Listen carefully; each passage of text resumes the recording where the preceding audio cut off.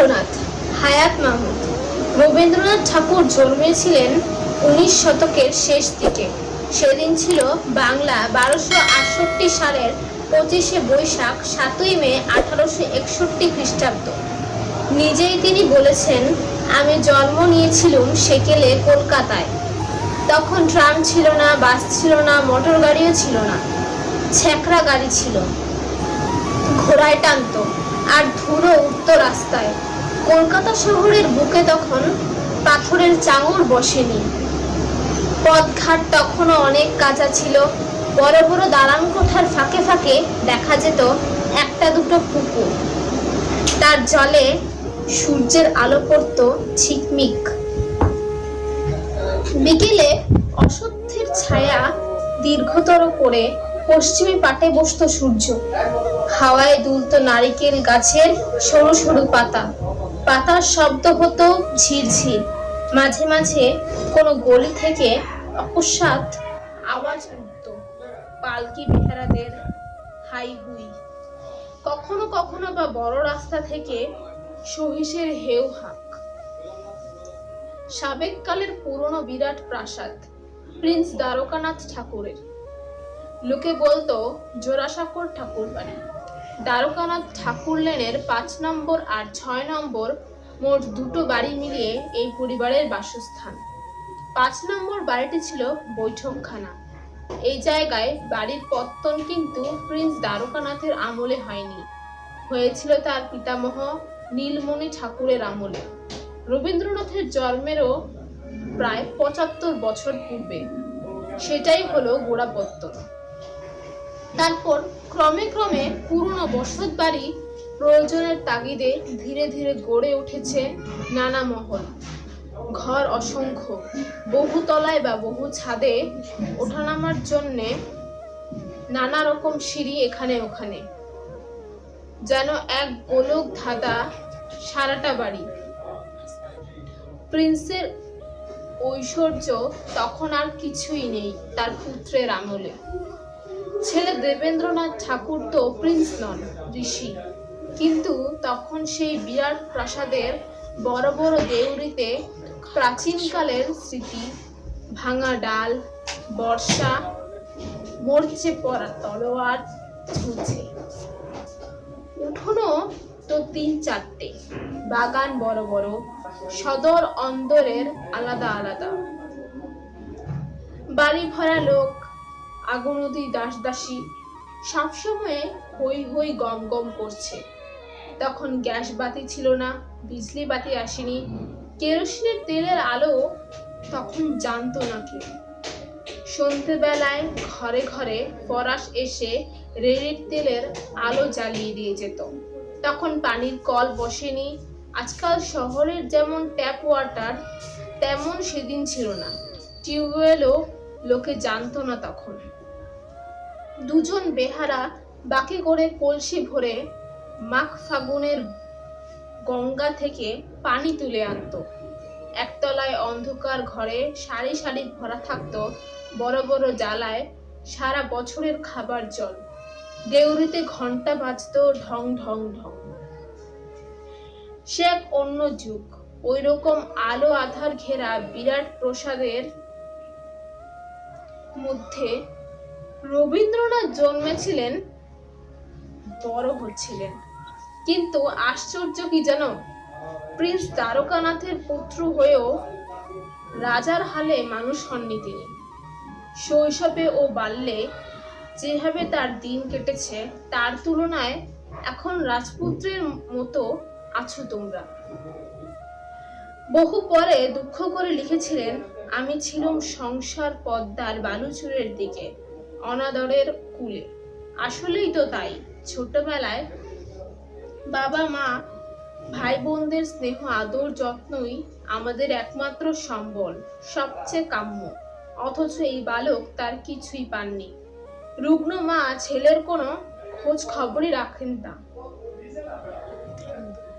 আর বাবা সর্বদাই বাইরে ঘুরে বেড়ান, স্থান থেকে স্থানান্তরে।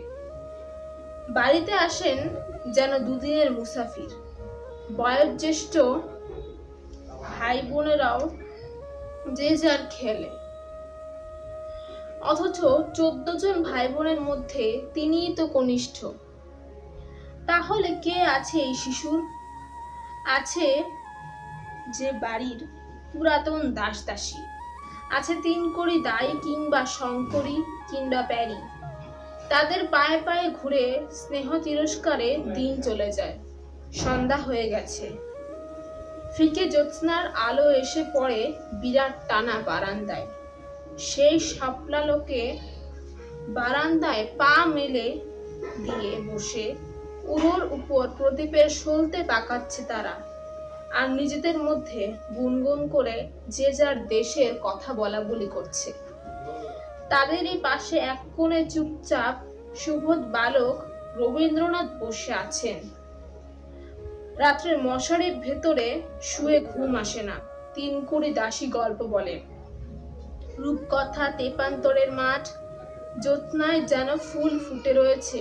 প্রকাণ্ড মাঠ ধুধু, এপার ওপার দেখা যায় না। ধবধবে রূপলি চাঁদনি, রাজপুত্রের ঘোড়া ছোটে খটাখট খট খটাখট। কিন্তু এই রূপকথা শোনার সুখও ভাগ্যে সইল না শেষ অবধি। বয়স একটু বাড়তেই 5-6 বছরের বালককে অন্তঃপুর ছেড়ে চলে আসতে হলো বাড়াবাড়িতে। এখানে মানুষ হতে লাগলেন চাকর বাকরদের তত্ত্বাবধানে। কি কঠোর সে জীবনযাত্রা! বড়লোকি বিলাসিতার ধারে কাছে ঘেঁষতে দেওয়া হতো না তাকে। একান্ত গরিবী হালে বাল্যকাল কেটেছে। গায়ে খুব অল্প কাপড় থাকতো, সুতির একটি জামা আর একটি পায়জামা।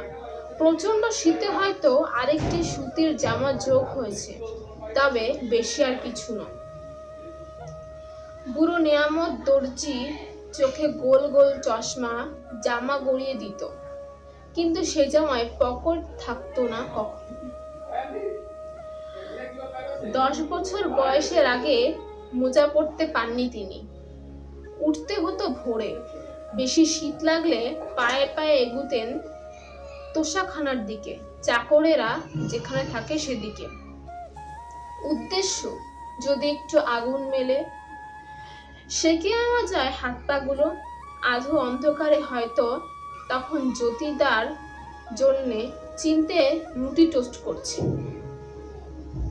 বড় ভাই যতীন্দ্রনাথের খাস চাকর চিনতে বলেই ডাকে সকলে। লোহার আংটায় কাঠের কয়লা জ্বালিয়ে তার ওপরে ঝাঁঝরি রেখে রুটি টোস্ট করছে সে, আর গান গাইছে গুনগুন, মধু গানের গান। পাউরুটির ওপর মাখন গলার গন্ধে সারা ঘর ভরা। জিভে জল এসে গেল। লোভাতুর দৃষ্টিতে করুণ চোখে তাকিয়ে রইলেন সেদিকে। কিন্তু হায়, চিন্তের কি কঠোর প্রাণ! টোস্ট করা রুটি নিয়ে চলে গেল যথা নিয়মে। তার বরাতে কিছুই জুটল না। রুটিন মাফিক যে খাবার বরাদ্দ ছিল তাই খেতে হতো মুখ বুঝে। আবদার করার কেউ নেই, কান্নাকাটি করলেও হৃদয় গলবে না কারো। রুদ্ধ জীবনের ফাঁকে বৈচিত্র্যও আসতো কখনো কখনো। হয়তো শখের যাত্রা হবে বাড়িতে, যাত্রার পার্টি গেছে। বারান্দা জুড়ে বসে গেছে দলবল, চারিদিকে উঠেছে তামাকের ধোঁয়া। ছেলেগুলো লম্বা চুলওয়ালা, চোখে কালি পড়া, অল্প বয়সে তাদের মুখ গিয়েছে পেকে, পান খেয়ে খেয়ে ঠোঁট গিয়েছে কালো হয়ে। সাজগোজের আসবাব আছে রং করা টিনের বাক্সে, তবু শেষ রক্ষা হতো না। যাত্রা দেখার পূর্বেই ঘুমোতে যেতে হতো, জোর করে ধরে নিয়ে যেত চাকররা। দিন চলেছিল এভাবে মন্থর গতিতে। পালোয়ান জমাদার শোভারাম থেকে থেকে মুগুর ভাজত মস্ত ওজনের। বালক রবি ও আরো 2-1 তার কানের কাছে গিয়ে চিৎকার করে উঠত রাধাকৃষ্ণ। মাইনে করা দিনু শেখরা ফসফস করে হাঁকড় টানছে, উঠোনে বসে তুলো ধুনছে ধুনুরি। কানা পালোয়ান হীরা সিং এর সঙ্গে কুস্তি লড়ছে মুকুন্দলাল দারোয়ান। চটাচট লাগাচ্ছে চাপড় 2 পায়ে। ডন ফেলছে 20-25 বার ঘন ঘন। ভিখারির দল বসে আছে ভিখ নেবে বলে। গল্প বলছে আব্দুল মাঝি দাড়ি নেড়ে নেড়ে। আমি ডাকলুম, আও বাচ্চা। সে সামনের দুপা তুলে উঠতে দিলুম তার গলায় ফাঁস আটকিয়ে।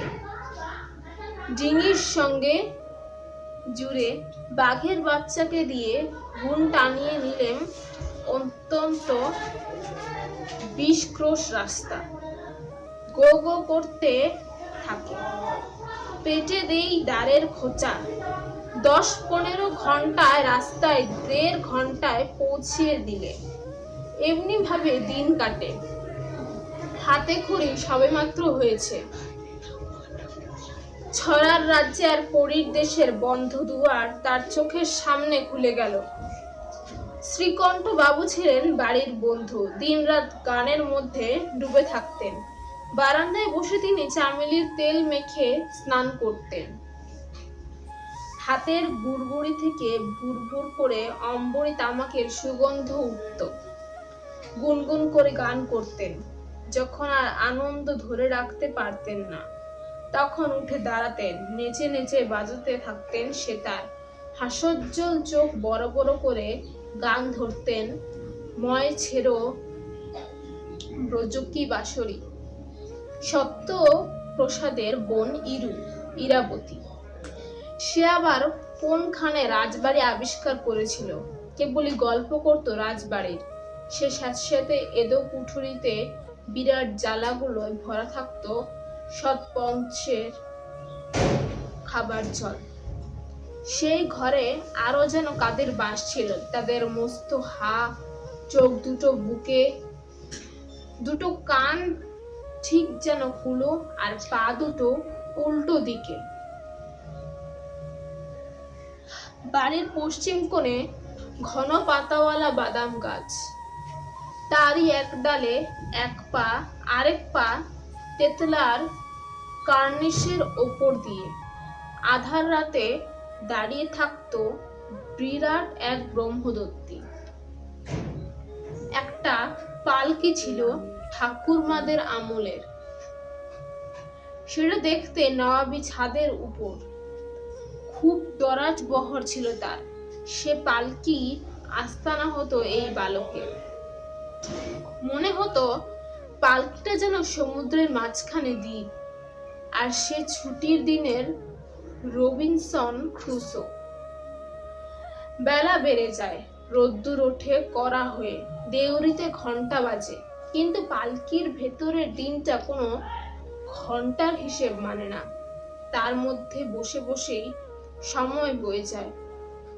1000 বছরের খেয়াল খুশি ভিড় করে মগজে। বড় হলে তিনি নিজেই একটা চিঠিতে লিখেছিলেন এরকম। মনে আছে একদিন সকালবেলায় অকারণে অকস্মাৎ খুব একটা জীবনানন্দ মনে জেগে উঠত।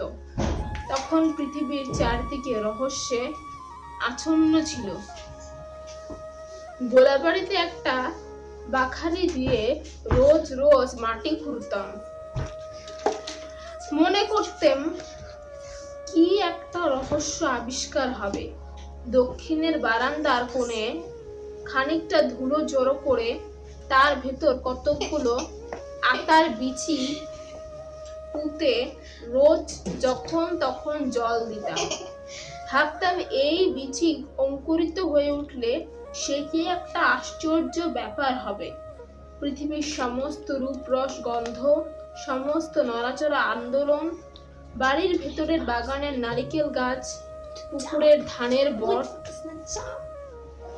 জলের উপরকার ছায়ালোক, রাস্তার শব্দ, চিলের ডাক, ভোরের বেলাকার বাগানের গন্ধ, ঝড় বাদলা, সমস্ত জড়িয়ে একটা বৃহৎ অর্ধ পরিচিত প্রাণী নানা মূর্তিতে আমার সঙ্গ দান করত।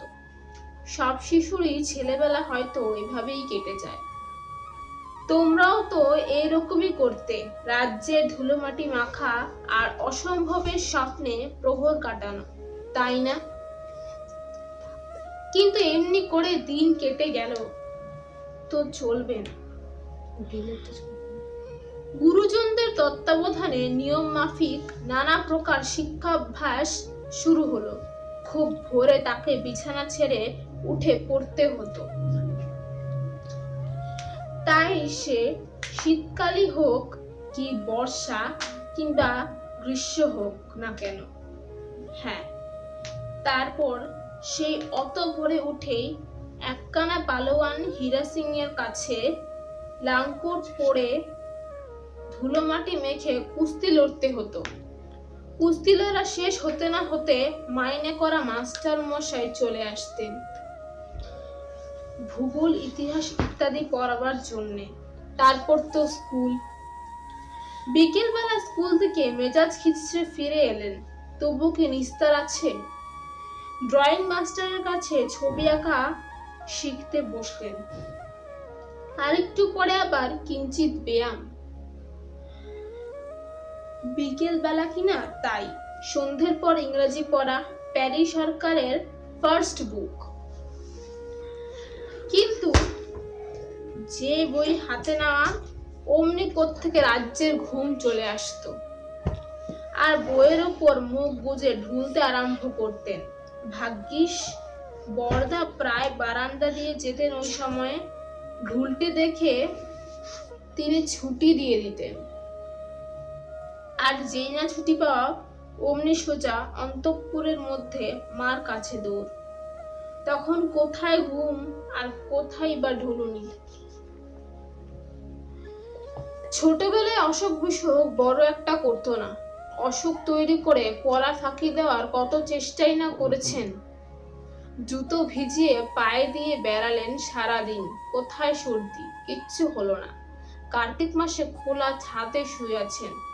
সকালে যখন উঠলেন তখন শিশিরে চুল জামা সব ভিজে গেছে, কিন্তু হায়রে, গলার মধ্যে একটু খুসখুস করে কাশিও হলো না। বদহজমের ফলে পেটও কামড়ানি কোনোদিন নয়।